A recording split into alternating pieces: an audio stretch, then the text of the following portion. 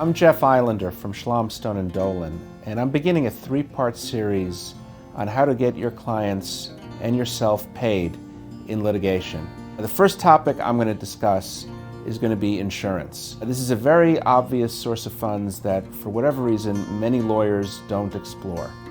So my practice pointer is that when you get involved in a litigation, the first question to ask your client is for the client's insurance policies and to review them thoroughly. Assuming there is coverage, you should then make a demand for coverage. Something that many lawyers do not know is that under New York law, if a reservation of rights letter is issued, that creates an automatic conflict of interest. That means that its appointed counsel is acting under a conflict, and therefore your client has the right to choose you. The next thing is to make sure that you actually get paid.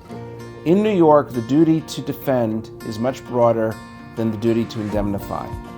Under New York law, so long as there's any conceivable basis that a claim is covered, the insurance company is required to advance defenses not only for the entire claim, but for the entire lawsuit. Which leaves us to the last point, your fees, your hourly rates.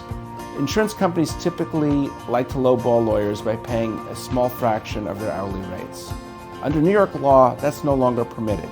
Typically, insurance policies create a duty to provide an adequate defense. Recent federal and state court decisions say that an adequate defense means paying the prevailing hourly rates. So if your insurance company is disclaiming coverage or is disclaiming the obligation to pay the proper hourly rate, the solution is to file a lawsuit and move for an injunction. And normally what the courts hold is that the hourly rate that's been agreed to between the client and the attorney is the prevailing and reasonable rate.